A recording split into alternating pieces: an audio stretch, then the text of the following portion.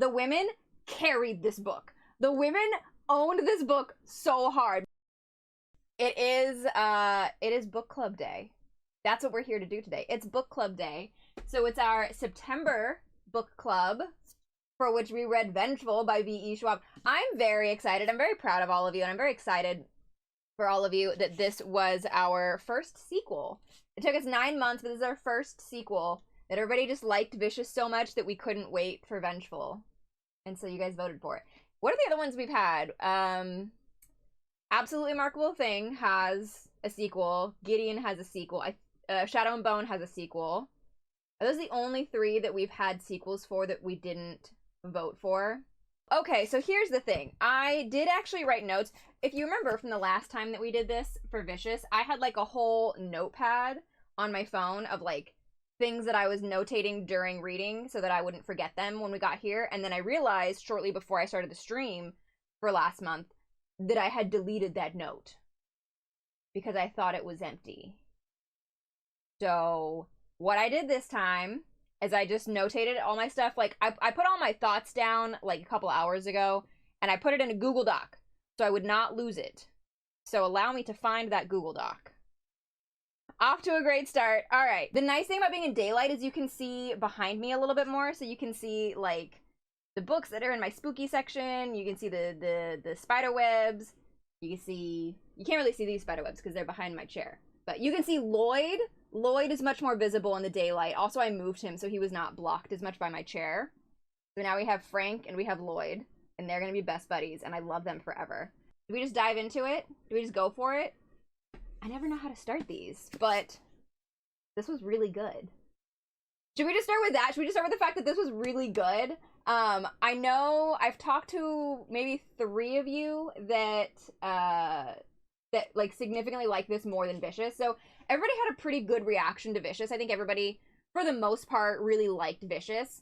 And so far, I haven't looked at the reviews, but like just from things people have said in Discord and like talking to Aaron and Christy, I think a lot of people liked this one better.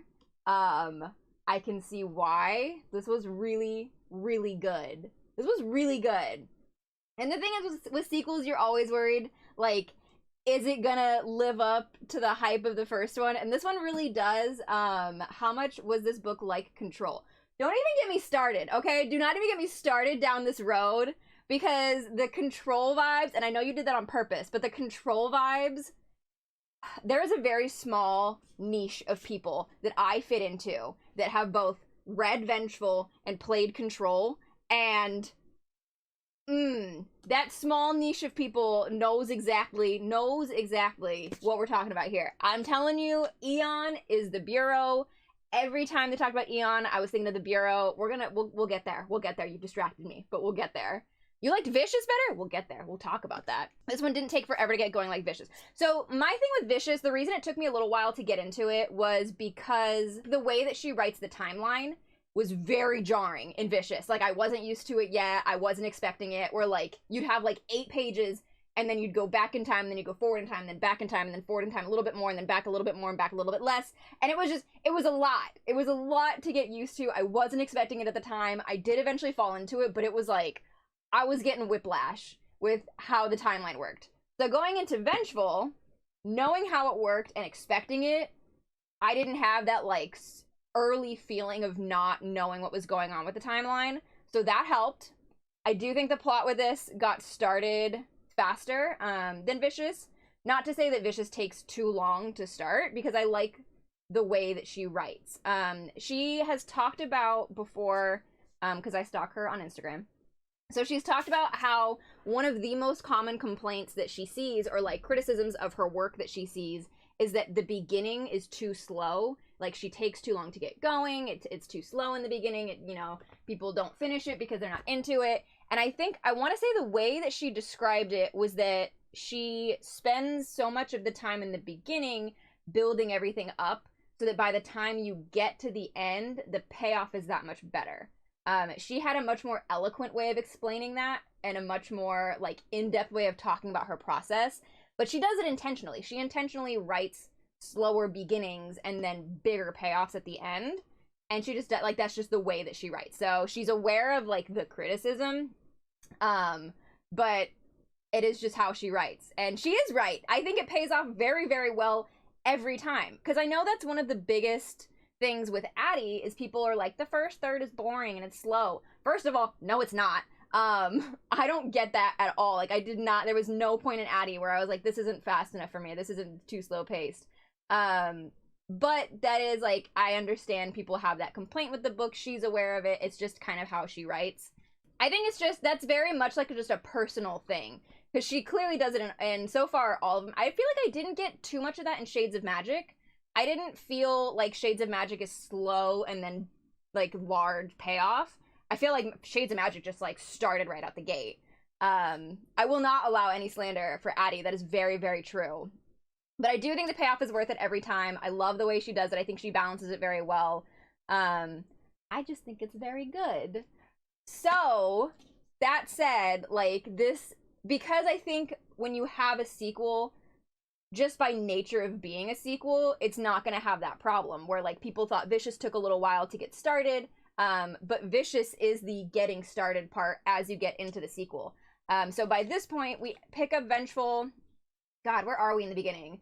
Eli, Sydney, and Mitch are together. They're on the run. Not Eli, my God, Victor. Victor, Sydney, and Mitch. Eli is with Eon being horribly tortured day in and day out by Dr. Haverty. Haverty. I'm going to say Haverty this whole time. So Eli is being tortured by Eon. Our main three, our little found family, and Dole, can't forget Dole. Our main found family is just on the run together. Dominic is kind of living his life, but he's just on call. If at any point Victor needs something, you know, he's got to roll up, you know, get it done. I do love Dom. So Dom, I was so happy for in this book because he was clean, he was sober, he had a good life going, he had friends. I was happy for Dom. Dom was doing great, and I loved him in this book. Stell is, unbeknownst to us, I think in the beginning, founding and heading up Eon. What are they even called? The Extraordinary Neutralization or something like that. They're killing EOs. The whole point, they're kidnapping EOs. They are kidnapping, and I would like to know, so here's my first question. What's the legality of Eon? Because are we just kidnapping American citizens and holding them against their will with no due process? And, like, in a full Minority Report system of, like, they haven't done anything wrong. They've done nothing wrong, okay? Like, so there's no crime that's been committed. We're just assuming they're not people. No, bullshit. Bullshit, they're not people, because there is no legal definition for an EO, which means we have, as far as we are concerned, they are American citizens and they are human. So, what the fuck? I have questions about how Eon operates, alright, and where in the government it's sitting.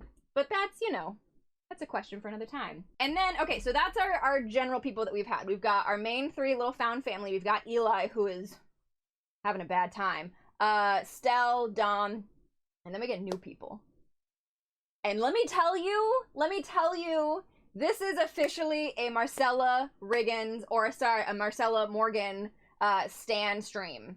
We stan Marcella Morgan until our dying day. Marcella and June and Sydney. Honestly, let's just get this out of the way right now. The women carried this book. The women owned this book so hard. Between Marcella's story, June's story, and Sydney's story. Oh my god. Like, I'm not gonna count out Eli and Victor. They're there. But, like, it is Marcella, June, and Sydney's book. That's what it is. I def have Marcella energy. Thank you. I'm gonna take that as a compliment. Thank you. If my husband tried to kill me and I came back as an EO, I would murder him immediately. Same as she did. She is so fucking cool. She is so cool. Like, not necessarily, like, I don't want to be Marcella when I grow up because I don't want to be a trophy wife. But, like, to be fair, she didn't want to be a trophy wife either. That was not the plan. And then he made that the plan. And then she put an end to that plan. She put an end to that man. Oh my god, is she the one on the cover? So that's a good question. I'm assuming that the cover is either Marcella or June. I'm more of the opinion that it's probably June, because I feel like June uses guns more than Marcella does. Marcella has no need for guns, because she's got death hands. So I'm going with the fact that this is probably June. You'd let Marcella ruin you? Honestly, same. Like, truly, would ask her to do it, would thank her for it if I still had vocal cords at the end of it. Marcella is everything. I loved her. There's always that worry, I think, when you go into a sequel and they start introducing new people and you're like, I don't want new people. I want the old people. I want my Victor and I want my Sydney and I want my Mitch and I want my Dole. And then you're like, I don't want these new people. But they're like, but these new people are great. But these new people are very, very good. And you're like, okay, shit, you were right. So I'm very happy that that worked out right. We're not going to get into it, but that is going to play into probably the thing that I didn't like about this book the most, but we'll get there later. We'll get there in the end. I'm going to try and keep this relatively in chronological order. It's not going to be, but I'm going to try. So we're going to step away from the ladies for a moment to talk about the men. Ugh, whatever. But okay, so Eli and Victor. We'll start with Eli. Let me tell you, okay, so I was very adamant. You might remember, I was very adamant in our vicious conversation about the fact that Victor and Eli are clearly gay. They are clearly gay and in love with each other. And let me tell you, when this book takes that so much further, I have never been so convinced that these two need to just bang. Like, you cannot tell me after this book. Eli literally turns into fucking Bella Swan over here, where he is hallucinating the man that he loves, that he's been separated from. As soon as this man started hallucinating Victor, oh my god, it was game over. It was fucking game over. I could not believe, I was dying. I was like, you cannot look at me and tell me that these two are not romantically in love, because they are. Victor is asexual. We'll talk about that in a second. And the more that we get of Eli's backstory, I am fully convinced that Eli is a closeted gay man. Whether, that's ever going to be explored, I swear to God, that man is so gay, it's not even funny. And I am just continually upset that these two will not talk about their feelings for one another, because I'm telling you. Oh, and it drives me nuts. It drives me crazy. And I'm like, you guys are idiots. You don't even know. You don't even know. So I'm fully convinced that Eli is gay. And Victor is asexual, which we find out in this book. But I think he's also biromantic, because he was, to some extent, in love with Angie. I think he's also in love with Eli. And neither of them are willing to accept that. They're not willing to accept it. They're not willing to think about it. They are. But they are. And it drives me insane the whole time. Can sociopaths love? That's a great question that should be explored between Victor and Eli. It's a great question. These two clearly have some semblance of emotions, because they are very attached to each other. They are very attached to each other. They cannot stop thinking about each other. They can't get away from each other. They are constantly looking for each other. They're, Anyway. So, Eli is, you're calling on a book 3. There is gonna be a book 3. We'll talk about that too. So Eli is being tortured, basically. That's just it. That's his entire, the whole, first third of this book is Eli being tortured. He was arrested by real police. This is what gets me. He was arrested by real police, and somehow the chain of custody went from the cops to Eon. I just want to know what that paper trail looks like. I just want to know. These are just questions that I have. They don't need to be answered in the book. They're just things that I'm curious about. Essentially, he does not exist anymore, because he's just in this place. So, nobody's coming to help him. Nobody's coming to get him out. He has no court date, no due process, no anything. And they've got this doctor, Dr. Haverty, who is total mad scientist slicing him open. And I'm getting some Heroes vibes from this book, and I feel like I got some of this with Styler and Claire as well. Although I feel like he was nice enough to, get rid of her pain sense when he did this to her. But basically, every single day, day in and day out, sun up to sundown, this doctor rips Eli apart and is testing how his power works and how far it stretches. And basically, what can I do to you? What can I do and you still won't die? And the answer is everything. when he rips out Eli's still beating heart and shows it to him.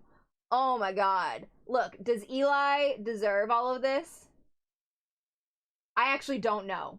Eli's a bad man. Eli's a murderer. Eli deserves to die. But he can't die. But does he deserve this?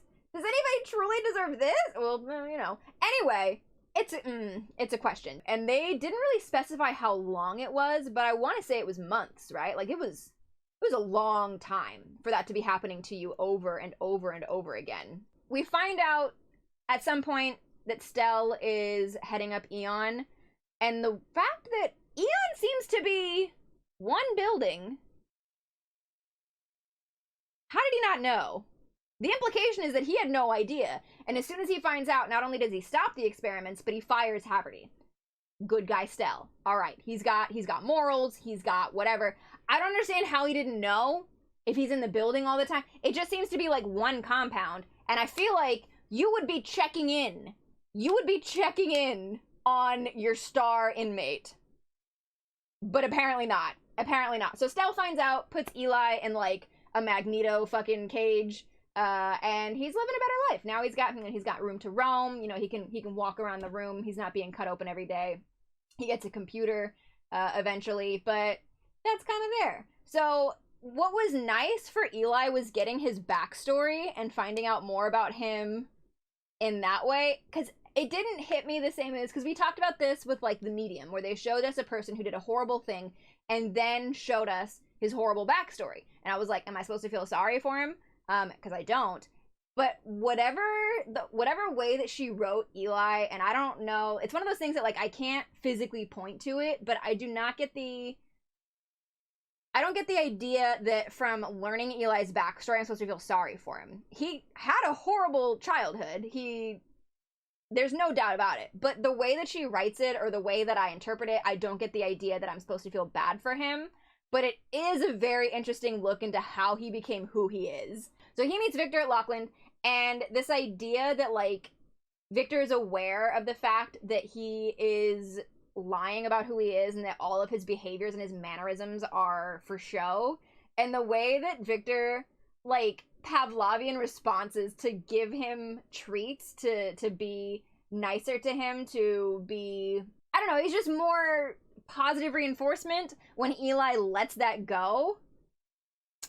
I love these two so much. I love these two so much. And then, God forbid, he introduces a girlfriend. Whatever. Again, I hate Eli as a person, but as a character, he's very good. He doesn't have a lot of momentum in the story, at least like physical momentum, because he's stuck in a cage. So I think having us get his backstory that way was a really good way to still have him part of the story, still have him an active part of the story, even though he literally could not move from the room that he was in. So after Vicious, I was very much in like defend Victor mode. I was very team Victor. I love Victor. Is he a good person? No. Do I love him as a character? Yes. Would I die for him? Probably. Like, Victor, and the thing was, because he was aware that he wasn't normal. He was aware that he didn't feel things that people generally feel, like remorse, regret, a sense of conscience, consequences. Like, he didn't feel any of that, but he knew he was supposed to, and so he made an effort to live his life in such a way as though he did. And so I was very happy with Victor. He gets a lot harder to defend in this book, because the other thing that I made note of is, yes, he has this sort of pseudo code that he's made for himself, but it's very clear that if at any point it became inconvenient for him, he would drop it for anything he would let it go immediately. And it became real inconvenient for him in this book, and he dropped it. He did not care, because suddenly we are just killing people willy-nilly. We are killing everybody we meet. So he's this thing where, like, Sydney brought him back to life, but he didn't come back right, and now every once in a while he just fucking dies for a few minutes, and it's getting worse and worse. It's taking longer and longer, and eventually he's going to reach a part where his brain will not be able to wake back up, because his brain will be deprived of oxygen for too long. So he's at this point where he needs to get fixed, and he's got to find somebody that can fix him. So he's convinced it has to be another EO, and so he's looking EO to EO to EO, And every time they can't help him, he kills them. And that's one thing. Okay, the murder is the one thing. The thing that really shows the villainy here is that Sydney obviously doesn't agree with it. She's a child, and well, she's not a child anymore. She's like 18. She's a child. Sydney is very upset about this. She doesn't want him killing people. She thinks it's wrong.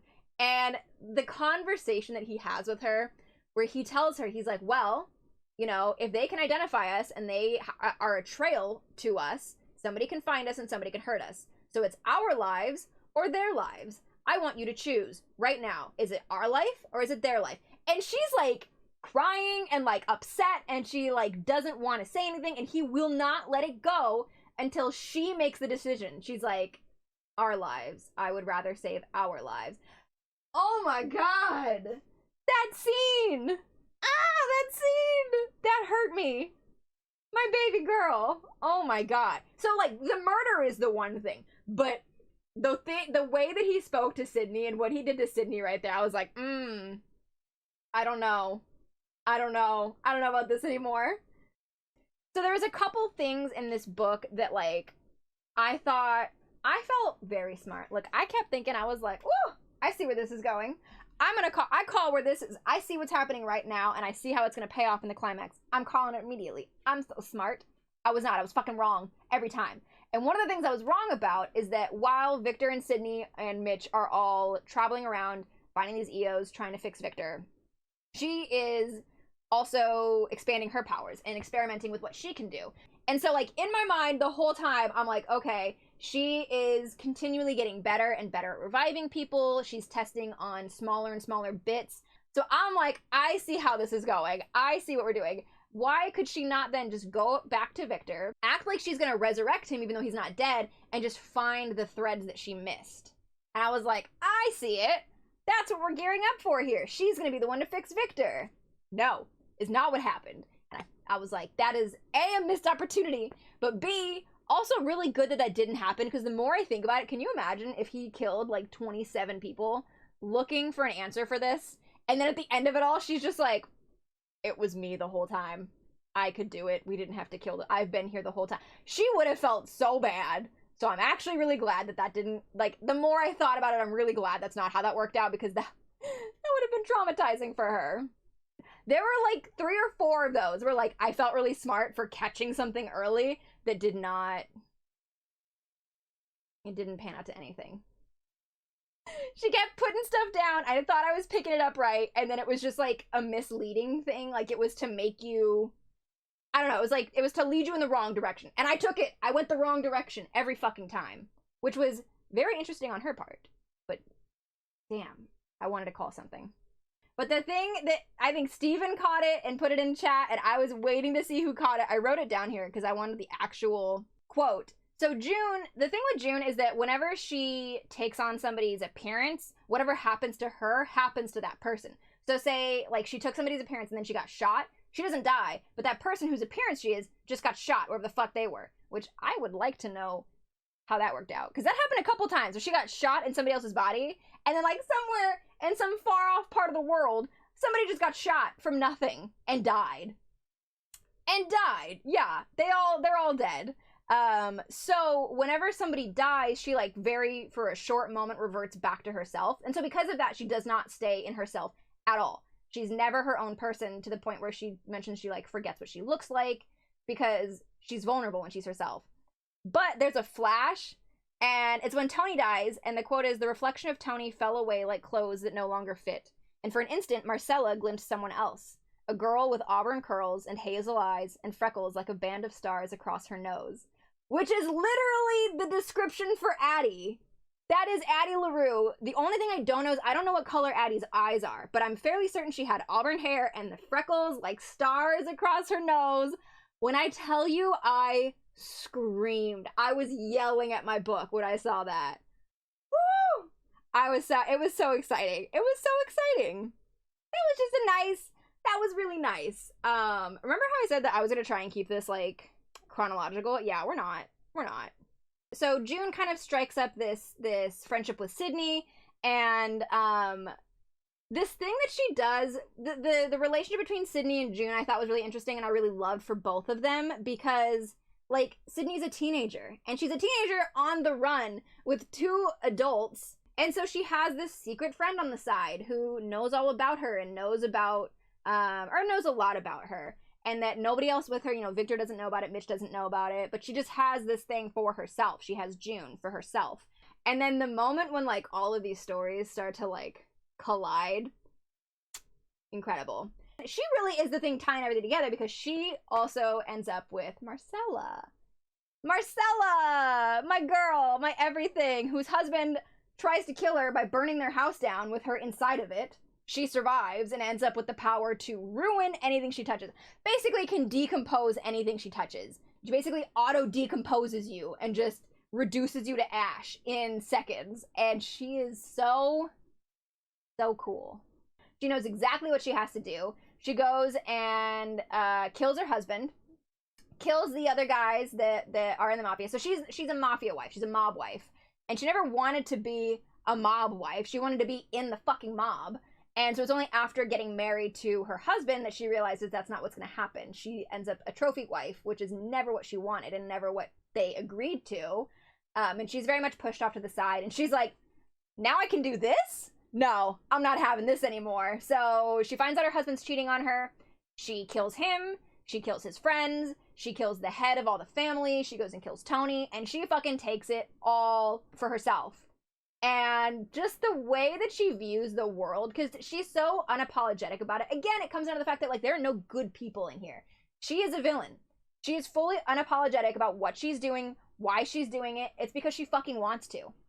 It's not for the greater good. It's not to help people. It's because she fucking wants it. And I'm here for it. I'm ready for it. And as soon as she sees something that can help her, she latches onto it. So like the guy that, what is his name? Her shield. Because that was a lucky find. She finds her shield guy and suddenly nobody can hurt her. And she starts just building up this like little found family. Jonathan, I feel like it was Jonathan Royce. Jonathan Royce? That sounds right. And she builds up her own little found family. It's a little less wholesome than like Sydney and Mitch, but you know, she's got it. She's got it. And his power is super interesting because he's the most limited. I think of any of the EOs we've seen, his has the biggest limitation because he has a shield for himself. He can't be harmed. He can't harm himself. He tries to shoot himself multiple times and he can't do it. He can shield other people, but only as long. I kind of took it in the beginning. I thought he just had to have line of sight, like they had to be somewhere in like his sight. No, he has to be fully looking at them. Like if he looks away, it's gone. Like that is, so far I think of all the powers that we've seen, that is the biggest limitation we've seen in any of them. So she's got Jonathan, who's her bodyguard at this point. She's got June, who's her enforcer.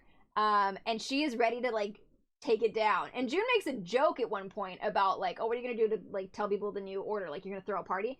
And she fucking does it. She invites like 200 people to a party in a museum, and like, this is movie shit. She's inviting like city officials and cops and government agents and the mob, other families, and she's gonna show everybody. We're gonna get like an actual like big show of power from an EO. What an icon, honestly.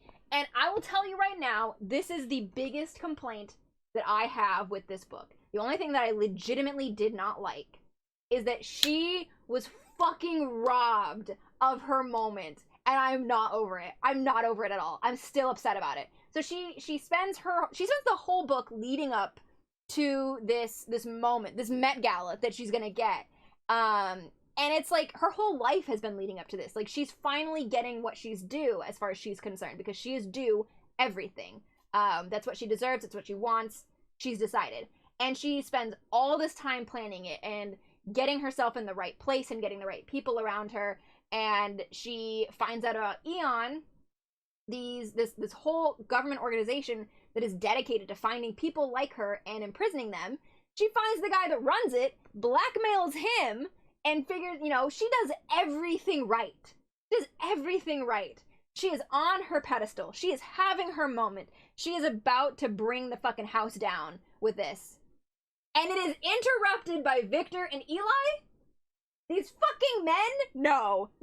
I was so mad. She is literally about to do it, and then, like, Victor makes a noise. Like, they see each other across the room, and I'm like, fuck you. No, this is not your moment. Stop trying to take this from her. And they do. They take it from her. She doesn't get to have her moment. She fucking dies. I'm upset. I'm still, like, legitimately, it is it's what brings it down, like, half a star for me, because it makes her whole storyline feel like it was just leading up to Victor and Eli's storyline. And I get, like, they're the main characters, but, like, Marcella is the main character, okay? Don't take this away from her. What it comes down to is she's having this moment. Eli and Victor start, you know, whatever they're doing. They start having the climax of the book, I guess. And it turns into a big fight. And so the people start running. Everybody starts getting out because I think there are gunshots. I think people start shooting. Somebody tries to shoot her. And obviously she's got her Jonathan shield. But yeah, it starts like a whole big fight. And Eli is there. So Eli at this point has been let out of, I keep wanting to say Monarch. What the fuck is Monarch from? Because I keep wanting to say he's at Monarch. Eli has been let out of Eon for the express purpose of killing Marcella, because they haven't been able to do it. They've sent people after her. They cannot get it done. And he's like, this is my God-given mission in life, so let me do it. So they put him out there. They put a little Suicide Squad collar on him. And so they send him out to go take care of Marcella. And so the other thing with that collar, so I thought that was going to be how he was going to die. And then I was like, okay, well, maybe if they can't kill him with it because it's in the wrong vertebrae area, it'll still paralyze him. That's the whole point of it. And then I was like, okay, so are we going to end Eli by paralyzing him with this collar and then burying him and then covering him in cement and then just leaving him there forever? Because that's fucking dark. And then take it a little bit further because he's paralyzed at this point, yeah? So you put the remote for the collar that's keeping him paralyzed in the coffin with him. Not even just in the coffin. Put it in his hand, okay? And he can't touch it. He can't press the button because he's paralyzed. And he's just buried with it forever. Tell me that wouldn't have been amazing. Tell me that would not have been ridiculous. It does technically leave him alive, which I understand is a bit of a loophole. But would have been amazing. But so he has this fight with Marcella. And that's kind of like the test of whose power works faster, his or hers. Can he heal faster than she can ruin him? And the answer is yes, because he manages to kill her. But this is what drove me crazy about it, is that she, because they're fighting, gets rid of the collar. And that's how he gets away. And the whole fact of her story leading up to this party that then is taken away from her and her fight just frees Eli makes it feel like, and I think Tina and I were talking about this, makes it feel like her whole story just led up to getting Eli out of that situation. Like, that was the whole point of her story. Because her story added up to nothing. Because people still didn't know about EOs, because generally everybody was gone by the time things started happening, like crazy EO things, and the whole building collapses, so that's gonna get buried. Like, what was the point of her story? Why?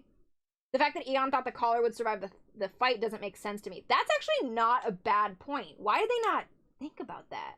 Her story and the way her story ends is the biggest downfall for the book, in my opinion. Just because it feels like she was robbed. Like, she spent all this time, and, like, again, the women carried this book the whole time, and then, like, her ending is taken away from her. That hurt me in my soul. It really did. What we get is Eli loses the collar and runs off, and who should show up at the 11th hour out of nowhere but Dr. Haverty? How? Where did this man come from? Where has he been the whole time? What do you mean? What do you mean? How did he know where they were? I don't know. That was weird.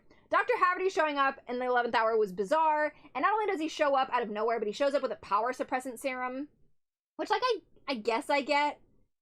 I don't really get it. I guess I get it. So he used Eli's powers, you know, and his research and his torture to develop a serum that suppresses powers. I guess. I'm telling you, the kind of, like, this ending right here was where I was like, I don't know about this. This man shows up out of nowhere with a magic serum. Okay, so Eli dies. That's a very fast way to say that, very abrupt, but he does. So he's got the serum. Dr. Haverty tests it. He can't heal anymore. and then Sydney shoots him. My girl. My Sydney. That is the only death that I would have accepted for Eli. Because I would have been mad if Victor didn't get to do it, as if it weren't Sydney. Because she earned that death. That was her death. She needed that. And I love her so much for it. And I love that she got to be the one to put a bullet in his chest. And I think my note, because I was texting Aaron at the same time. My note actually said, like, Sydney motherfucking Clark, queen of the double tap. Because what does she do? She looks at his dead body, and then she shoots him like 3 more times, just to make sure. Just to make sure. That's my girl. That is my baby. Oh my god, I love that for her. So, Eli dies. We shall see where that goes. I wonder what the repercussions of Eli's death will be in the 3rd book. That's a very good question, because as we know at the end, Eon has his body. And I am a little worried that we have his body, because that does seem to me to leave an opening for him to come back. And I really, really don't want that to be what happens. As much as I love Eli as a character, if he's going to be dead, if you're going to kill him, which you did, he needs to stay dead. Because again, we were getting a lot of Heroes vibes from this book, and what Heroes did really, really poorly is that they had a phenomenal villain in season 1 in Sylar, and everybody loved him, and he was like the star of the show, and then they killed him, and they didn't know what to do, and they were like, fuck, well now we gotta bring him back. So they brought him back, and I was like, okay, you left a loophole, so like I guess that works. And then it happened again, and they brought him back again, and they did it like 3 or 4 times. They kept killing him and bringing him back, and killing him and bringing him back, because he was a character that everybody loved, and they didn't know what to do without him. Do not do that to Eli. Let him be dead. Let him be dead. I will be upset. Sid's definitely gonna have a reason to resurrect him. Aaron is really upset that he died, and he said that Sydney should have resurrected him, and no, absolutely not. You're gonna tell me that this girl is gonna have to resurrect the man who traumatized her? She has nightmares about this man. Every night. She is terrified of him. He killed her!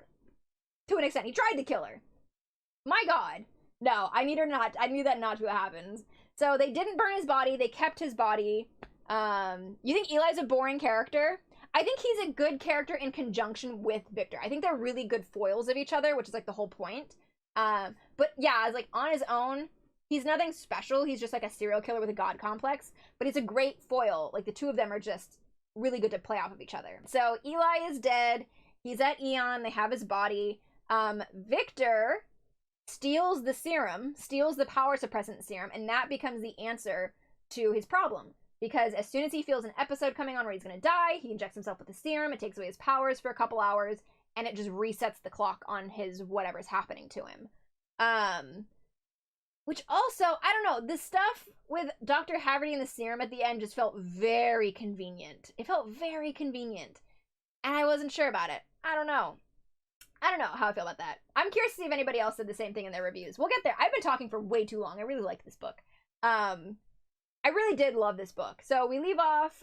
Eli's body is at Eon. Victor takes the serum and runs. He leaves Sydney and Mitch.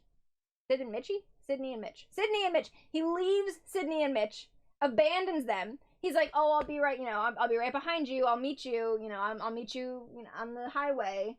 And then he leaves. He leaves her. What in the bullshit is this? So, like, I'm glad that Sydney and Mitch got to stay together. I'm glad that they got to stay with Dole.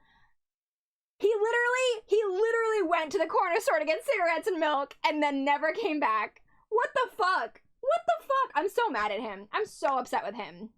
So, at least she has Mitch, who we did not get enough of in this book, by the way. We did not have enough Mitch.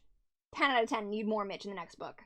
And interestingly, so we like totally didn't talk about Dominic this whole time. So Dominic has been an EO inside of Eon the whole time, and he did die.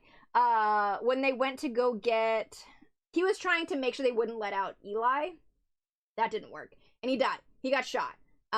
Because I want to say they captured Victor. He went to save Victor. He got Victor out, but in the getting Victor out, he did get shot and die. Devastating. That man deserved better. I was so happy for him. He was like living a good life. He had a good job. They were going to kill him if they knew, but like, as long as they didn't know, he had a good job. He was clean and sober. He had friends. He was doing great. I was happy for him. And then he died. That sucked. That was a bummer. That was a bummer. So Dominic died. The interesting part is that you find out in that fight Agent Rios, who is like the second, you know, the right-hand woman of Eon. That drove me crazy the whole time. Eon versus EO, like, was just in my brain, killing me. But, so you find out that Agent Rios, the right-hand woman of Eon, Stell's right-hand woman, is an EO. And she can walk through walls. So now she is the head of Eon, and I want to know who knew. I don't think Stell knew. He doesn't strike me as the kind of guy that would have been okay with that. Or, like, if he knew, I feel like we would have known. So I don't think Stell knew. I do wonder if the board knew. I wonder if anybody knows that she's an EO. And now she heads the whole thing up. I want to know what's happening there. I'm very excited to see how that goes. And then, obviously, Victor ends up going and killing Stell. And Victor, so we talked a little about how Sydney tested her powers. Victor got to test his powers as well. He moved from only causing pain to stopping, like, motion.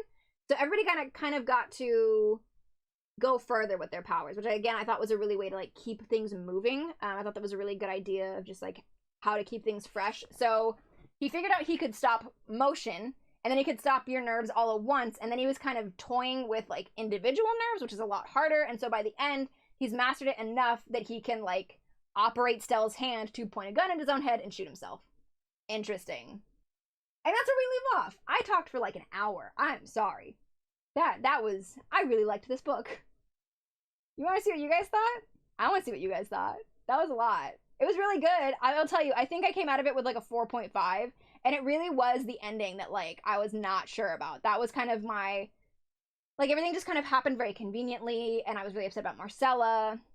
So, you know, I was bummed by the ending. June is... Where's June at the end? Actually, yeah, where is June at the end? Is she just kind of around?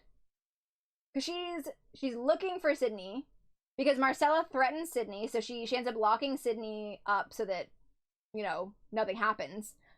Sydney gets out. June went into Eon and killed people. Got it. So in the next book, so the third book is going to be called Victorious. It's likely going to come out, she said, in 2023. Because she has to get through the first Threads of Power book, which is coming out late 2022 at the earliest. And then once that's written, she can start working on Victorious. So 2022, 2023 is when we'll see Victorious. I want to know what happens with Eon. I want to know what happens with Victor. I want to know what happens with Sydney. I want to know what happens with June. I am very interested to see where this goes from here. I can see where it could have just ended there. Like, you could just end it there and have a super open ending. But she does plan a third book. I'm excited. I want it. It was very good. These were a lot of fun. And it was good. I had a good time with it. I don't know. Anyway, let's see what you guys thought. I rambled on for a really long time on this. Okay, so as usual, I have not looked at these yet. This is going to be, we're going to figure this out together.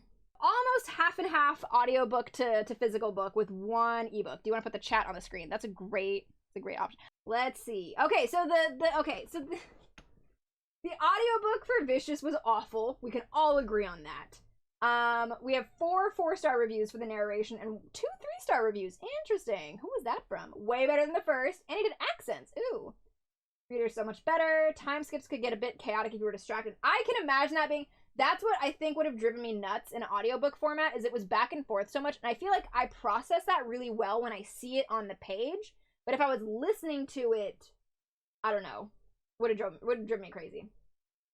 The narrator did Sydney dirty with a weird voice. I want to hear it. Somebody post it.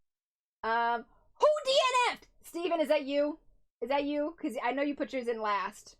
Who DNF'd this book? How far did you get before you stopped reading? Oh, it was not you. Who got a quarter of the way and why? Bored? The back and forth flipping was a lot less appetizing the second time. Who got I'm gonna fight somebody. Bored? No, unacceptable. Unacceptable answers here. Absolutely not. Who wants to own up to this? I got my big girl job as my first month as a full-time teacher. Fair enough, fair enough. But bored? But I understand. Okay, alright. Where are we at here? Almost everybody gave it a 4 stars. Love that. 3 4.5 stars. A 5-star. And a 3.5. Carter, was this you? Was this you, Carter? This feels like it might have been you. So we had one 3.5. Although for book club, the lowest review being a 3.5 is pretty good for us. This might be our highest rated. I think this is probably our highest rated book so far of everything that we've done. Would you reread this book? Almost all of us. Well, just over half of us, I guess. It feels like almost all of us. With a yes, 3 no's, 2 maybes. Okay, story. 4 stars for the story, 5 stars for the story, 3 stars for the story. I think it's the characters. The characters are where we're all gonna shine. There it is. Characters, 5 stars and 4 stars. The characters fucking carrots. I should have been like the female characters, the male characters, because the female characters fucking carried this on their backs. Mostly 4 stars and some 5 stars. Yeah, this is easily our highest rated book so far out of everything that we've read, I think. All right. Absolutely fantastic. What a way to start. Needed to know what was going to happen. The characters were also incredible and had such interesting stories. The way this was written, giving us some backstories we went through the main story, is so good. It keeps the characters interesting, leaves you in suspense, wanting more of the main story. I really liked how she balanced the backstory with Eli, because it didn't take you too much out of the main thing, because you were switching constantly back to the main story. She just balanced that really well. Good follow-up to Vicious, expanded the world, gave us new characters for the reader to learn about. Marcella was an interesting character, proved not only men are self-centered, egotistical, and power-hungry. Love that for her. Love it for her. Unique and powerful, made her formidable for anybody that dared to face her. June is the more interesting character in this book because we still don't know much about her and why it was that her NDE led to her having the power to be anybody but herself and not be hurt in the process. I do want to know June's backstory. I would love to know her backstory. As for characters that returned from Vicious, I thought the extension of how the characters continued in their quests for vengeance, all in different ways, the amount of major plot characters that didn't make it to the end did surprise me, but none of them were truly shocking. I think she balances really well with killing characters that are important enough to hurt, but not important enough to mess with the plot so much, with the notable exception of Eli. And I think that was important. That was an important death. Overall, I'm going to give this story a 3.9. What's keeping it a solid 4? Is this Aaron's? This has got to be Aaron's. Is it hella long? This is Aaron's. It's got to be. Because we had this discussion and his fucking 3.9 bullshit was pissing me off. I'm fine. Overall story was cool. Expansion of the EO roster was cool. Again, it was major Heroes vibes. Victor was the only character I could have cared less for. This I can actually... It's very... I'm telling you, he just like... went for our Facebook messages. His plot consisted of him wandering around looking for a cure and then killing anyone that couldn't help. He felt more like Eli, more like the Eli of this story, which I think was intentional. I think making him the Eli of this story was a conscious decision. But he did seem to have like the least notable, not even least notable, but like the least interesting story. Like the place to place, you can't help me, can you help me? I'm gonna kill you. The amount of time they all spent with him, I have no clue why they were so loyal. Sydney fits, for sure. Sydney, for sure. I mean, you killed my sister. She may have been bad, but she was my sister. Again, that was a good come-to-realization moment for Sid when trying to bring back her sister. It was a good sequel that I liked better than the original, but my only real complaint was the ending wrapped up too quick and convenient for Victor. I wish Eli stayed alive for another shot to have a better cat and mouse game. My brain thought he was like literally talking about having a cat. Better cat and mouse game between the two, or better yet, between June and Eli. Let's do that. I would have killed Victor off, but in his final plan, first of all, how dare you? Have him set it up where June, the gang, and Eon all were after Eli. Oh, and we're just gonna leave Dom? The man was ride or die for years, and we're just gonna leave him dead. Wow. 3.9. Oh my god, that was a lot. Sir, I'm gonna need you to, like, format this next time. But we argued about this. I was fighting this man on his 3.9 bullshit. I'm like, just give it a 4! Just give it a 4! 3.9. Who the fuck do you think you are? Character developments and story arcs seamlessly transferred over from Vicious. The introduction of new EOs and various powers was the logical step in the second book and fully hit the mark. I felt the showdown between Victor, Eli, and Marcella was a bit predictable, but the showcase of different powers paired against each other was what I was looking for. Eli is old news at this point. More Victor, please! Marcella is such a perfect antagonist. You want to be her and watch her brought down at the same time. Marcella is fucking perfect! I love her, and she deserved better. Mitch continues to be one of the best supporting characters I've come across in fiction. Overall, a great read and nearly everything I expect from Schwab. Love it. Love it. I had a physical copy of the first book, but for this one I used an audiobook, and I will admit it was a bit harder to follow the timeline. Okay, cool. So we have somebody who did both, and that answers that for us. It annoyed me at first, so I didn't really start enjoying the book until a little bit further in, but once again, VE Schwab delivered some fantastic new characters, managed to expand on those from Vicious. The tone was great, and when everything started to come together, let me tell you, the serotonin that I get, the, like, absolute lifeblood joy that I get when all of, like, the separated storylines in a book start to converge into the oh my god, oh, that shit's like crack. That shit is straight cocaine. Woo! I love it. When everything started to come together, still, although I didn't love this one as much as the first, it's still a pretty damn good sequel. Is that you, Carter? Is that you? The only character that I really didn't enjoy reading about was Eli. Interesting. It seemed like he had more interesting motivations than Vicious, so it was really boring to make him a sociopath even before he became an EO. Can we talk about all the Addie parts in Vengeful? The more interesting theory would be that Vengeful and Addie still exist in the same universe. Is June actually Addie LaRue? Are gods giving EOs their powers? The more realistic explanation is that Schwab just has a thing for freckled protagonists who long to be seen. I do love it. It's like a nice illusion, like, from book to book. I don't think that they exist. I mean, they might exist in the same universe. Who knows? I don't think they do. It depends on if EOs go public. I don't think they exist in the same universe, but I think it's a nice allusion to each other. And we do know that there are more gods like Luke. Just FYI. Yes, we know that there's, like, a whole pantheon of gods that Luke is part of, so there are others who maybe give out EO powers. You know? Things to think about. Alright, quotes. Most EOs are a result of accidents, but Eli and I were different. We set out to find a way to effect the change. Incidentally, it's remarkably difficult to do. Dying with intent, reviving with control. Finding a way to end a life, but keep it in arm's reach, all without rendering the body unusable. On top of that, you need a method that strips enough control from the subject to make them afraid, because you need the chemical properties induced by fear and adrenaline to trigger a somatic change. That's just like a nice little thing. You just prefer that one. Oh, maybe we are broken, but we put ourselves back together. We survive. That's what makes us so powerful. And as for family, well, blood is always family, but family doesn't always have to be blood. That's Sydney? No, that's not Sydney. The June? I don't know who that is. She was done. I wrote this one down too. She was done playing by other people's rules, done hiding. If you lived in the dark, you died in the dark. But stand in the light, and it was much harder to make you disappear. How many men would she have to turn to dust before one took her seriously? Atta girl. Men look at anyone with power and see only a threat, an obstacle in their path. They never have the sense to see power for what it really is. Potential. Fucking love this woman. So I think I saved this one too. Some people were matches, a bit of light and no heat, and some were furnaces, all heat but little light. And then once in a blue moon, there was a bonfire. Something so hot and bright you couldn't stand too near without burning. I saved this one too! There were good ones. Perhaps she was glass, but glass is only brittle until it breaks. And it's sharp.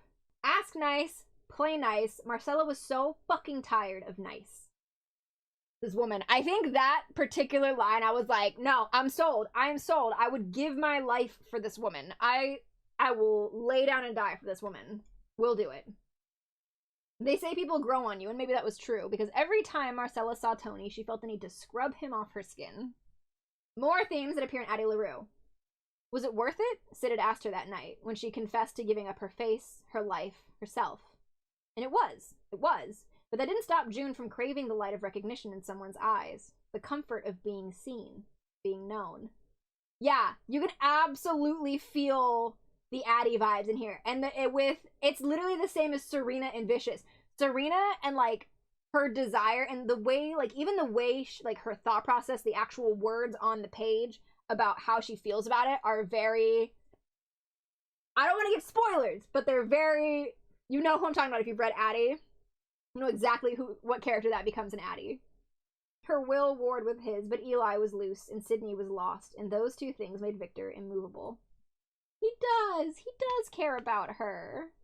What do we expect to see in Victorious? I want to see more of the Mitch and Sydney plot, and I definitely want to see the origin story on June. Expecting the conclusion to the Victor plot, though probably in a different way than I would think. The nice thing about Mitch and Sydney being on their own is that we should get more Mitch, I hope.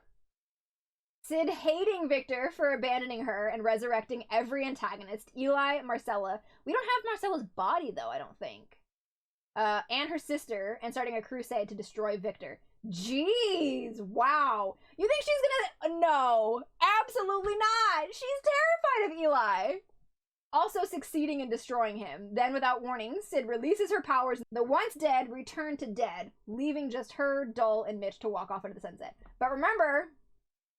Dole is part of the once dead. She has resurrected Dole 3 times now. We're on life number 4 for Dole. VE Schwab could write a Twilight fanfiction I would still read and probably enjoy it, so I'm just trusting her to deliver with Victorious. That's fair. More character development, and I swear to God if they bring Eli back. I'm with you! Don't do it! Eli is gonna come back, I just don't want it to happen. However, that said, I don't want it to happen. I would really prefer that it didn't, but if anybody can, like, make it work, it's obviously her, because she can do no wrong. Her being VE Schwab. Yeah, I think if anybody can make it work, it's gonna be her. I trust her, and I trust her writing, and I trust her process, but, like, I'm begging you, please don't do it. Please let him be dead. Like, just experiment on his body, whatever you're gonna do with it, but, like, don't bring him back! I'm gonna be upset. When I originally read it, so when I first read it and he died.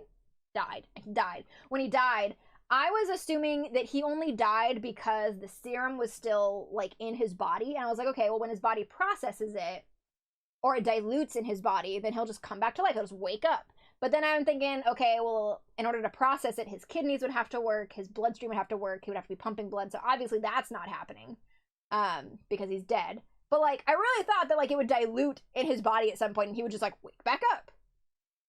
I don't know. 100% alive and gonna be going through Pet Cemetery things.